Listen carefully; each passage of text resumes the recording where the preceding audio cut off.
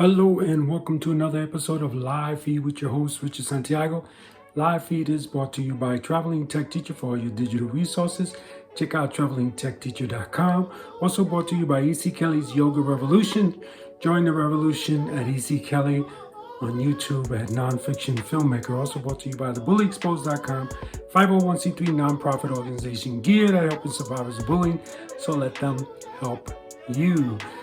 One of our followers, Autistic Advocate, DM'd me and asked me what I did for Christmas. I told her that I learned to make paella in Spain, the actual traditional paella. I learned to make it. So now she asked if I can do a video about it. So here I am. I am going to attempt to make paella with you guys today. I was going to do this live, but it is just too difficult to do it live because you know me, guys. I like to keep that camera real still because I'm a professional filmmaker, try to be as professional as I can.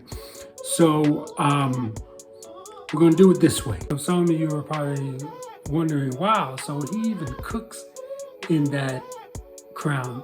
That's right, guys. I cook in my crown, I eat in my crown, I sleep in my crown. I do a lot of things in my crown. So the key ingredients that you need for paella, guys, is a pan like this one.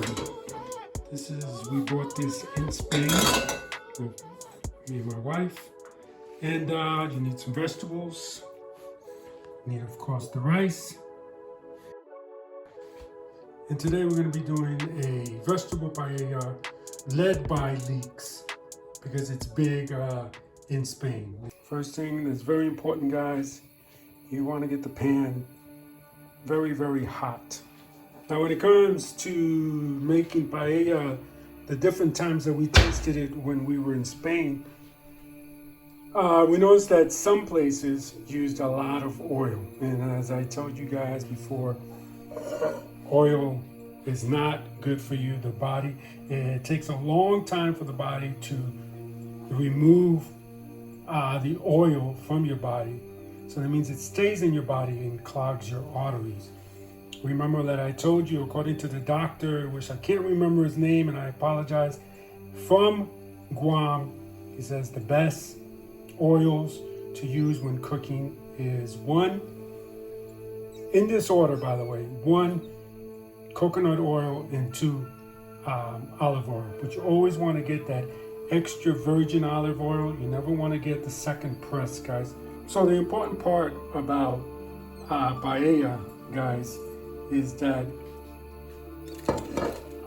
you don't want the pan to stick and burn. You never want to burn or stick anything to the pan. And the reason for that, guys, is because you deglaze this pan. This pan is going to be deglazed.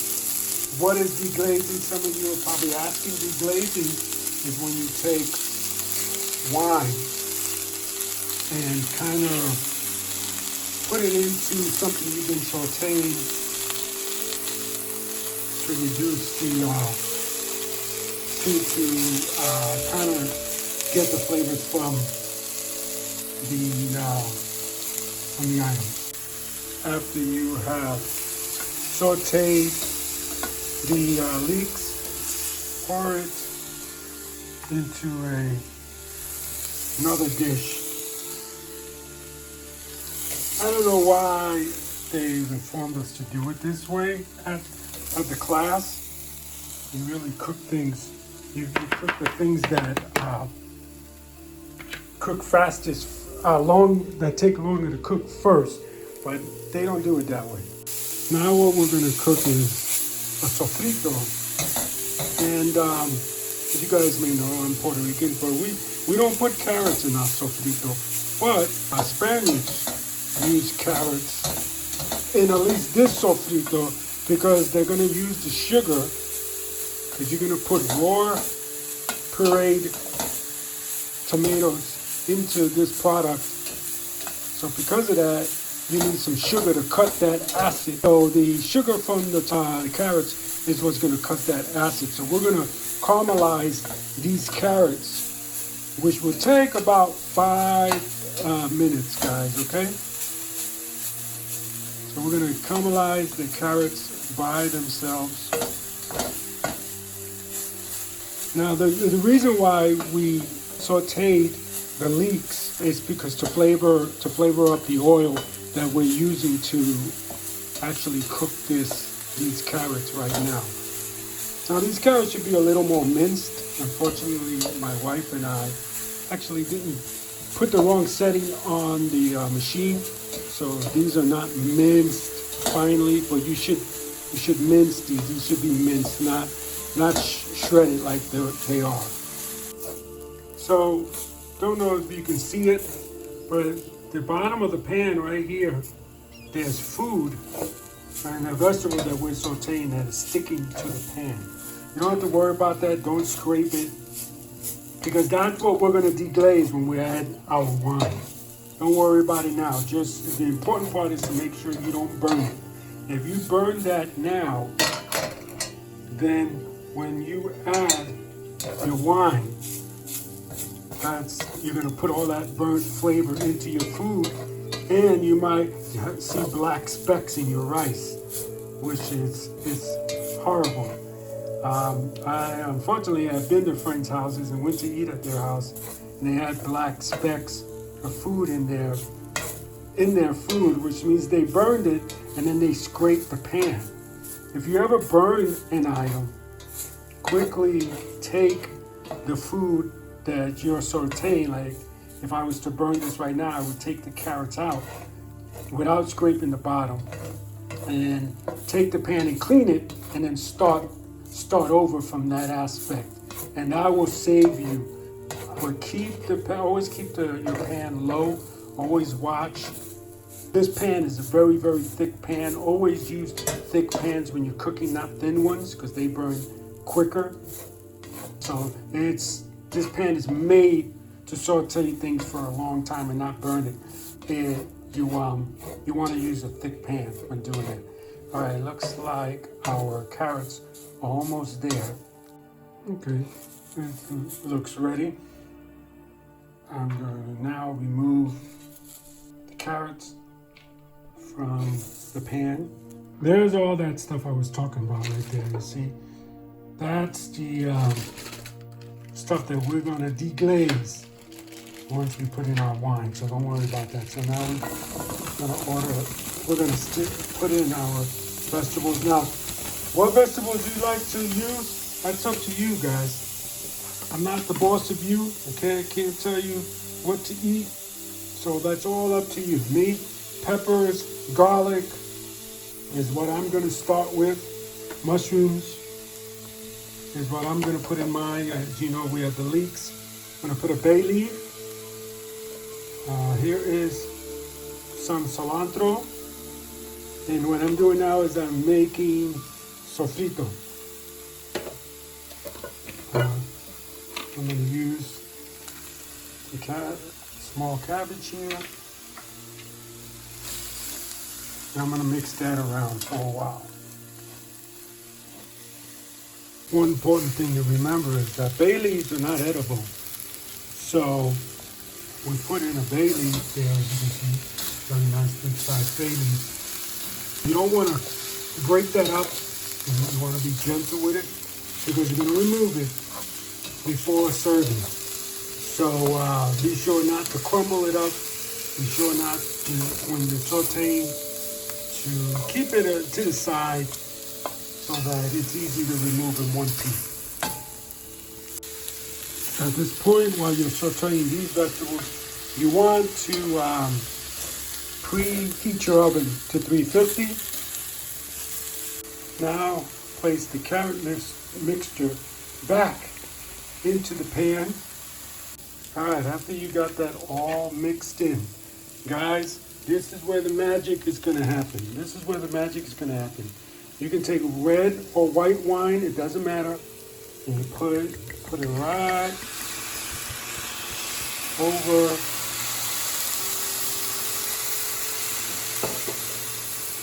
and then you start to deglaze. You're gonna deglaze that pan, and I deglaze the out of that pan. It's the important part. You start to the wine will soften up all the vegetables that stuck to the bottom, and you start to scrape very gently, right over there, and get that loosened up. You want to make sure like the pan is clean by the time you're done. That's the important part. And that the wine evaporates. Okay, you scrape, like I said, very gently. You don't want to do this with metal. Don't ever do this with metal in your pan. It's always going to be plastic or rubber spat like the one I'm using. And you see how it's pretty much cleared up. And you just keep scraping and keep scraping. How much wine to put?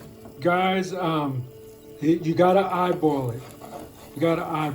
I realize this class that I'm doing now is not for beginner chefs. This is for people that kind of got an idea of how to make dishes, have an idea of what things are.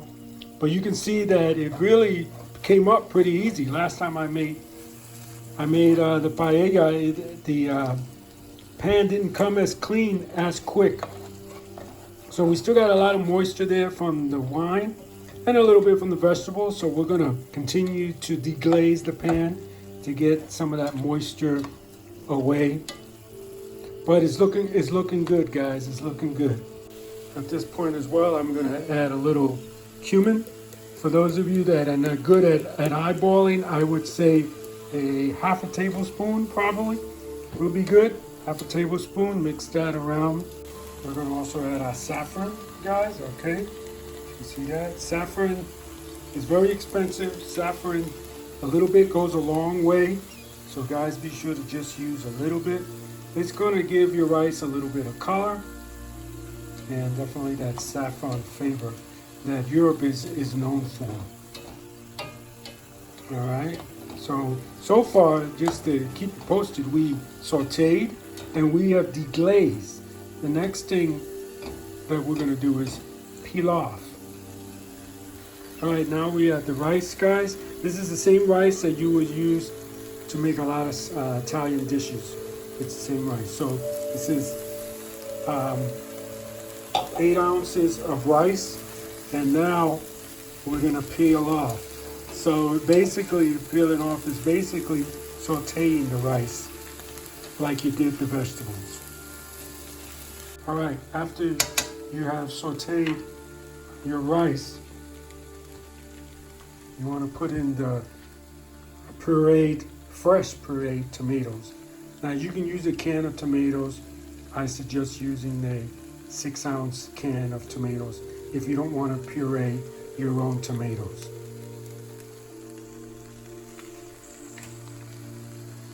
And just mix that around again, you know. It's just place a new item, mix. Place a new item, mix. Easy peasy, guys. When it comes to rice is a 2-to-1 ratio. So whatever you put 1 cup of rice, you need 2 cups of the same cup of water. So I filled up the rice to that green area, so I filled up the stock. Never use water, okay, guys? Always use stock when doing rice to make your rice more flavorful. Okay, so we're gonna put in 2 of these, guys. And number 2. And again, what did I say before, right? Put in a new item, mix around. Make sure you always mix around real good. Otherwise, one part of your paella is going to be wet and the other part of your paella is going to be dry. So make sure you mix in all the water. I told you guys this is the same rice for risotto. So if you want to make risotto, what you do is you just keep stirring this, and when you aggravate, for lack of a better word, the rice, it releases the starch, and that's how you get that cream in risotto. But we're not going to get to that point. We're going to mix it up a bit so we get a little starch coming out, but we're not going to get much. We're just kind of mixing this in to really get things mixed in there so that water is between every kernel of rice. It looks like I might have a little too much vegetables here, but that's all right. it might be just a little too much ratio, vegetable to rice ratio, but not a problem, right? Vegetables are good for us, so we shouldn't worry about that. So you want to mix it around real good. All right. Let some of that starch come out. Because I have that's the problem with as much vegetables as I put, guys. It's we're not really going to be able to really aggravate the kernels of rice to get the starch out. But I'm sure it's going to come out just fine. As long as you have that 2-to-1 ratio, guys, with stock to rice, you're going to be all right. Here's an important part of cooking, tasting. So take a little of the stock with all the mixture and give it a taste. Okay, it needs a little more salt, so we'll put some more salt. All right, doesn't it look delicious? So I took another clean spoon and I'm testing again after I put in the salt. All right, looks like it's coming along just great. Now what we're gonna do is we're gonna add the leeks back. Remember the first thing we did? We sauteed leeks. We're gonna add that on top, okay? We're not gonna stir the rice anymore. We're gonna add that right on top.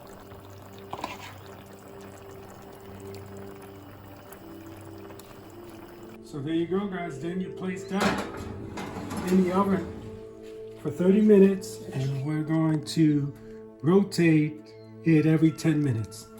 It's been in for 10 minutes, and now we're going to turn it around, put it in for another 10 minutes. Computer, set timer for 10 minutes.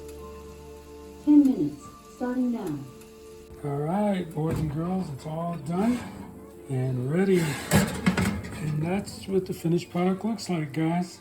Okay, guys, there you have it. I hope you enjoyed this episode of Live Feed with your host, Richard Santiago.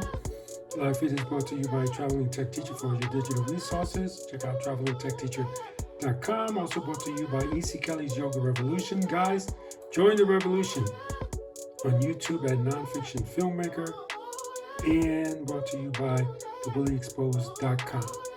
Remember, anyone can wear the crown, anyone can be a hero. Be kind to one another, and have a great day. Bye now.